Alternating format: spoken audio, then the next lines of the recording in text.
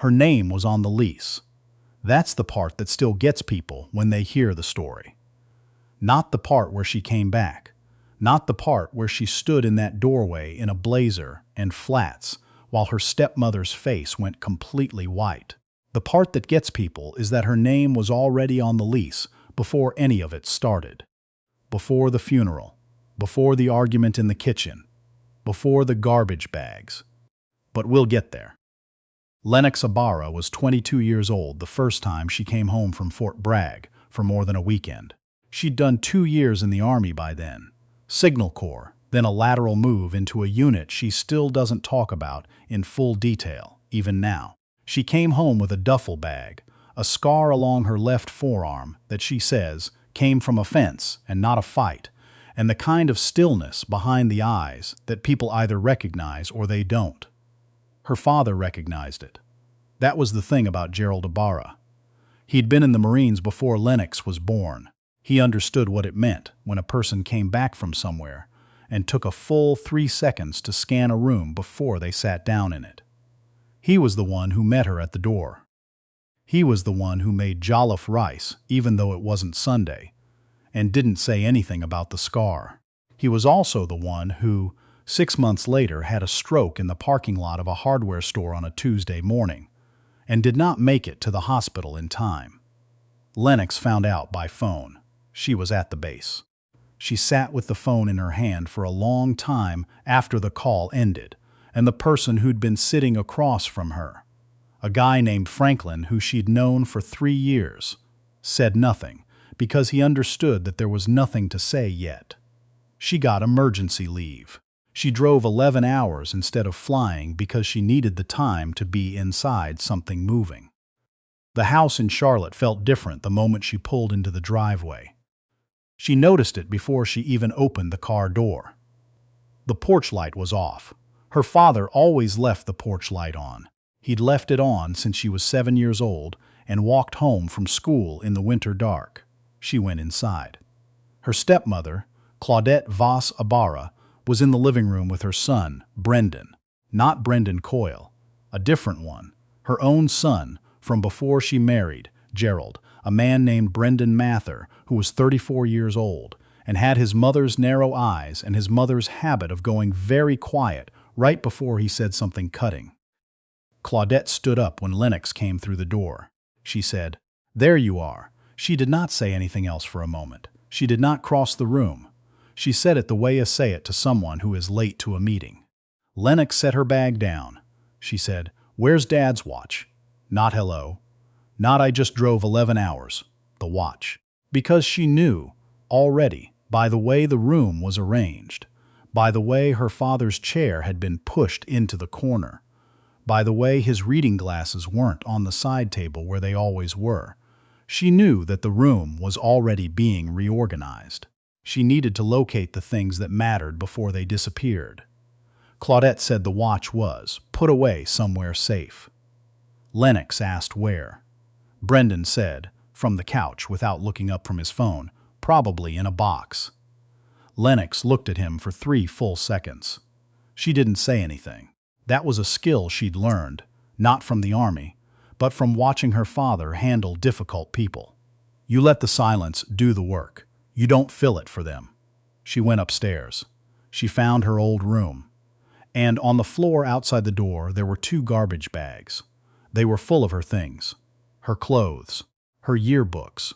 A small wooden giraffe her father had bought her in a market in Accra when she was 9, during the only trip they'd ever taken back together. The giraffe was in the bag with her old soccer cleats and a broken alarm clock and a bottle of shampoo that had leaked onto everything. She stood in the hallway and looked at those bags for a long time. She picked them up. She carried them to the car. She came back inside and sat at the kitchen table. She did not yell. She did not cry. Not then. Not where either of them could see it. She asked Claudette, very calmly, "When did you pack those?" Claudette said, "I've been going through the house. Reorganizing. Before the funeral." Claudette said, "There's a lot to manage, Lennox." Brendan had followed them into the kitchen. He leaned against the counter and said, "She's been under a lot of stress." Lennox looked at her stepmother. She said, "I'll stay at a hotel tonight. I'll be back for the service." Claudette said, "You don't have to do that. But here's the thing. She had already looked at the bags. She had already done the math. The bags were packed with intention. The shampoo had leaked because someone had opened the cap and let it run. Nobody does that by accident. Someone had moved through her room with a plan, and that plan did not include her coming back to it. She stayed at a Holiday Inn 2 miles from the house where she had grown up. She cried in the shower. Then she stopped. She had learned from a sergeant she'd had at 20 years old that you were allowed exactly as long as the hot water lasted. After that, you dried off and you figured out what came next. The funeral was on a Saturday. It was October, and Charlotte in October is the kind of cold that pretends to be mild. Bright sky, yellow leaves, and a wind that finds the gaps in your coat. Lennox wore her dress uniform. Not because anyone asked her to. Because her father would have wanted to see it, and since he couldn't, she wore it for the people who had known him. There were a lot of people. Gerald Abara had been the kind of man who remembered names. He'd coached youth soccer for 8 years after he retired from the Marines. He'd run a small accounting business out of the house for 20 years and still knew every client's birthday. People came from 3 states. Claudette stood at the front in a black dress and received condolences with the bearing of a woman who had rehearsed this. She thanked people warmly. She touched their arms. She said, "He was everything," to at least 6 different people, and each time it sounded like the first time she'd said it. Lennox stood near the back for most of it. An older woman, her father's cousin Adele, who had flown in from Houston, found her near the door and hugged her without saying anything. Then she pulled back and looked at Lennox's face and said, "You look like him." Lennox said, "I know." Adele said quietly, "You call me when this is done. You hear me? You call me." The will reading was 3 weeks later. Lennox had taken extended leave by then. She was staying at a short-term rental near the university because the hotel was getting expensive. She didn't think about the house. She didn't let herself think about the house. Gerald Abara's attorney was a man named Warren. Not Warren Finch, a different Warren. A compact man in his 60s named Warren Ellerby, who had been her father's lawyer for 14 years, and who wore the same kind of square-framed glasses her father had worn. He read the will in his office. Present were Lennox, Claudette, Brendan, and a woman named Patricia who worked for the firm and took notes. Her father had been specific. The investment accounts, split between Lennox and a charitable fund for youth athletics. Personal effects, to be divided at Lennox's discretion for items that predated the marriage. The house. Warren paused here. He looked at Claudette. He looked at Lennox. The house, he said, passed to Claudette as primary resident, but with a condition, a life estate arrangement. Claudette could live in the house for the remainder of her life. Upon her death or voluntary departure, the property reverted fully to Lennox as sole heir. Claudette nodded. Brendan wrote something on his phone. Lennox said, "Was there anything else?" Warren said, "There's a secondary property." Everyone in the room went still. Gerald Abara, it turned out, had purchased a second property 7 years earlier. A rental duplex 2 neighborhoods over from the family home. He had never mentioned it to Claudette. He had, it turned out, mentioned it to exactly one person. Warren slid a copy of a document across the table. Lennox looked at it. Her name was already on the deed. Her father had added her as co-owner in 2019, 3 years before the stroke. He'd done it quietly. He'd done it the way he'd done a lot of things, without announcement, without drama, just a practical, careful act of love that she was only now finding out about. The duplex was hers. Claudette said, "I wasn't aware of that property." Warren said, "Your husband purchased it before the marriage." Brendan said, "Can that be contested?" Warren looked at him. He said, "No." Lennox didn't move into the duplex right away. She went back to Fort Bragg. She finished her service, another 14 months, which included 7 months overseas in a location that does not appear on the paperwork. She did what she'd always done. She woke up early. She ran in the dark. She did her job with precision and without complaint. And at night, she sometimes thought about that document with her name already on it, sitting in a folder in a lawyer's office in Charlotte, patient as a sealed letter. She got out of the army at 25. She came home. The duplex had a tenant on one side, an older couple who had rented from her father for 5 years and who left a card in her mailbox the first week that said, simply, "Your father was a good man. We hope you're well." She kept that card in her wallet. She still has it. The other unit was empty. She moved in. She painted the walls herself, pale gray in the main room, white in the kitchen, a deep navy blue in the bedroom, because her father had once told her that navy blue was a serious color, and he meant it as a compliment. She bought furniture at estate sales. She learned, because she had to learn, how to manage a rental property, how to file the right forms, how to handle maintenance requests, how to read a lease. She was good at it. She was good at it because she approached it the way she'd approached everything since she was 18. Methodically, without wasted motion, with a clear picture of what she was trying to build.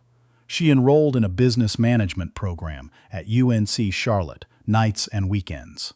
She worked during the day managing logistics for a construction company whose owner, a woman named Frances Osei, who had come from Ghana 30 years ago and built a company from a truck and a phone, took one look at Lennox's resume and said, "You start Monday." Frances taught her things that business school didn't teach. How to read a room before a negotiation. How to make a decision when you only had 70% of the information you needed and the rest of the information wasn't coming. How to sit across from someone who underestimated you and let them keep doing it until the moment when it was useful to stop. Lennox listened. She took notes. She stayed late. She did not complain about the work that was invisible, because she had learned long ago that invisible work was still work, and it still compounded. In those years, she had almost no contact with Claudette. There was a birthday text in the first year, Lennox's birthday, from Claudette, which said, "Hope you're doing well," with an exclamation point that felt like a closed door. Lennox replied with "Thank you." There was nothing after that for 14 months. Then a text from Brendan, who she hadn't spoken to since the will reading, that said he was in Charlotte and wanted to catch up. She did not reply. She heard things through Adele, who remained in touch with people who remained in touch with Claudette. She heard that Brendan had moved in with his mother at some point, moved into her father's house, into the room that had been Gerald Abara's study, the room with the built-in bookshelves her father had installed himself over 3 weekends in 2009. She heard that Claudette had stopped paying the property taxes. She heard this from Warren Ellerby, who called her as a courtesy. He said that Gerald's estate had included a provision for the property taxes to be managed through a small account. But that account had been drawn down on expenses Claudette had authorized, and the taxes on the family home were now 2 years behind. Lennox asked what would happen if they continued to go unpaid. Warren walked her through it. She asked him a few more questions. She thanked him. She hung up. She sat with her coffee and looked out the window of her duplex for a while. She was not, in that moment, thinking about revenge. That is important to understand. She was not plotting. She was not savoring anything. She was doing what she always did when she received difficult information. She was absorbing it, turning it, looking at its edges, figuring out what it meant, and what, if anything, she was responsible for doing about it. What she decided was, nothing yet. She would wait, she would watch, and she would be ready. The call came on a Thursday morning, 2 years after that conversation with Warren. It was not Warren who called. It was a property services firm, a company that had acquired the tax lien on the family home when the county moved to collect. The firm specialized in distressed properties. They wanted to know if Lennox, as the heir named in the estate, had any interest in the property. She asked them to send her the paperwork. She read it that evening at the kitchen table, with a cup of tea and the sound of the neighbor's television coming faintly through the wall. The lien had accrued penalties. The house, assessed at $412,000, was now attached to a lien of just under $40,000 in unpaid taxes and fees. The acquiring firm intended to initiate foreclosure proceedings if the lien was not satisfied within 90 days. Lennox called Frances the next morning. She explained the situation, not the personal history, just the financial structure, the property, the lien, the timeline. Frances said, "What are you asking?" Lennox said, "I need a partner," or "I need a loan." There was a pause. Frances said, "Send me the assessment."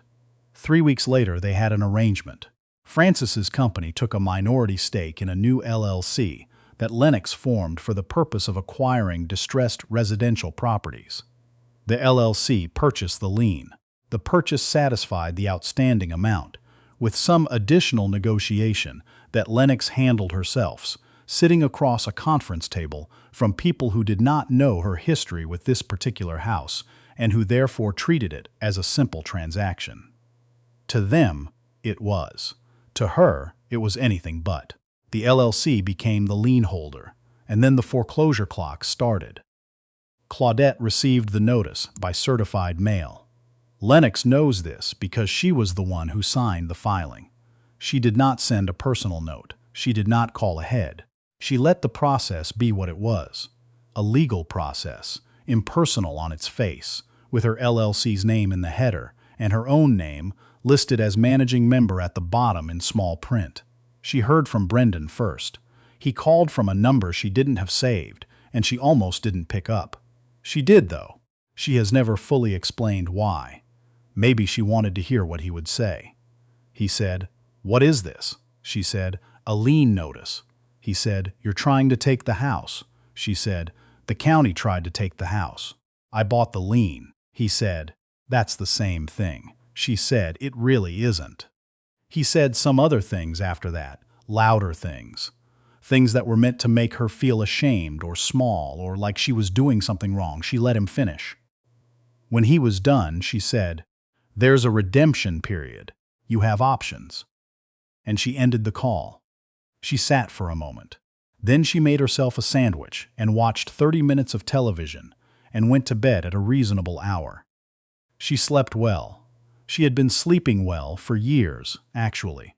One of the things that surprised people who knew her history. She had done the work that makes sleeping possible. The redemption period expired. Claudette had, in those 90 days, consulted 2 attorneys. Neither of them found an angle that worked. The first one suggested she contest the will's life estate language, but Warren's documentation was airtight. Gerald Abara had been precise, as he always was.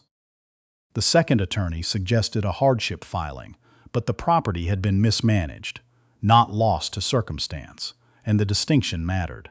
On a Tuesday morning in April, because Charlotte in April is the kind of beautiful that makes everything feel possible, Lennox drove to the family home. She had not been inside since the day of the garbage bags. She parked on the street. She sat in the car for a moment, not to gather herself, exactly, more to acknowledge the weight of the moment, to let it exist before she moved through it. She got out. She walked up the front path. The porch light was off. It was always off now, apparently. She knocked. Brendan answered the door. He looked at her for a moment. Then he looked past her, at the street, as if he expected someone else to be with her. She said, "Is Claudette home?" He said, "You have some nerve." She said, "I'd like to speak with her." He said some more things. She waited. The door stayed open, which meant, technically, she had been invited to stand there, and she was good at standing places. Claudette appeared from the hallway. She had aged in the years since Gerald's funeral. That is not a cruel observation. It's what happens. She was in her early 60s now, and the years had settled around her eyes in a way that made her look for a moment like someone who had been carrying something heavy for a long time. She looked at Lennox. She said, "What do you want?" Lennox said, "I want to give you an option." She had prepared for this. She had thought about how to do it. She had thought about whether to do it.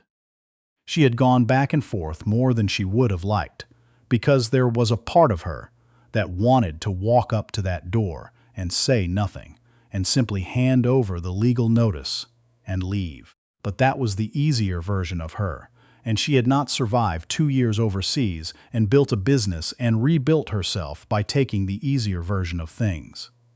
She said, "The LLC owns the lien, which means when the redemption period closes, we move to acquire the property. That is going to happen. That part isn't negotiable." Claudette started to say something. Lennox said, "But there's a second unit in the duplex on Meridian. It just became available. It's 1,200 square feet. It's been renovated. The rent is fair." She paused. "If you want it, I can hold it for 30 days. Brendan, who had been standing behind his mother, said, "Are you serious?" Lennox looked at him. She said, "There is also an efficiency on the 3rd floor of the Monroe Street building that fits a single occupant, if that's relevant to you." He stared at her. She looked back at Claudette. She said, "I'm not here to put you on the street. That's not what this is. But I needed you to understand the situation from me directly, before the paperwork makes it official." Claudette said nothing for a long moment. Her face was doing several things at once. Things that Lennox couldn't fully name and didn't try to. Pride, maybe. Regret, possibly. Something that wasn't quite either. Finally, Claudette said, "Your father would have handled this differently." Lennox said, "My father handled things his way. I handle things mine." She didn't say it unkindly. That was the thing. She said it the way her father had taught her, without heat, without trembling, just a statement of fact placed in the room for everyone to look at. She left her business card on the porch railing. She walked back to her car. She did not look back at the house. Not because she was afraid of what she'd feel, but because she had already felt it. In the parking lot, in the car, in the 30 seconds she'd stood on the front path. She had made space for it, processed it, and now she was walking forward. That is, as best as anyone can explain, who Lennox Abara is. Claudette took the unit on Meridian. She moved in 6 weeks after the foreclosure completed. It was a quiet move. A small truck, a few boxes, Brendan carrying furniture up the stairs in 2 trips. Lennox was not there when it happened. She had arranged for the building manager to handle the walkthrough. She and Claudette have a formal relationship now. Lease renewals, maintenance requests through the portal. Once in the building hallway, a brief nod. That is enough. That is, perhaps, more than some people would manage. The family home was sold, and the proceeds folded back into the LLC, which now manages 6 properties across 2 Charlotte neighborhoods and has just closed on a 7th. Frances holds 20%. Lennox holds the rest. She runs the business from a small office she rents above a bakery on Central Avenue. The office smells like cinnamon on Tuesdays when the bakery does its testing. She has learned to think of this as a feature. On her desk, next to her laptop and a cup full of pens, there is a small wooden giraffe. It still has a faint smell of leaked shampoo that she has never tried to wash out. She keeps it because her father bought it in a market in Accra when she was 9 years old, and because some things are not about looking new. Some things are about having survived the bag and made it back to the light. There is one more thing. On the wall behind her desk, barely visible unless you know to look for it, there is a framed copy of the property deed for the Meridian duplex. The document she found in Warren Ellerby's office. The one with her name already on it in her father's careful handwriting. He had put her name there 3 years before he died. He had not said a word about it. She thinks about that sometimes, about what he knew or suspected or was simply being careful about. She thinks about the porch light and the jollof rice on a regular Tuesday and the way he had looked at her when she came home from Fort Bragg, like someone who was trying to memorize a face. She thinks he understood something about time, about the fact that you cannot always be there, but you can be careful while you are. You can put your child's name somewhere safe and trust that they will find their way to it. She found her way to it. That, at the end of everything, is the part of the story she keeps.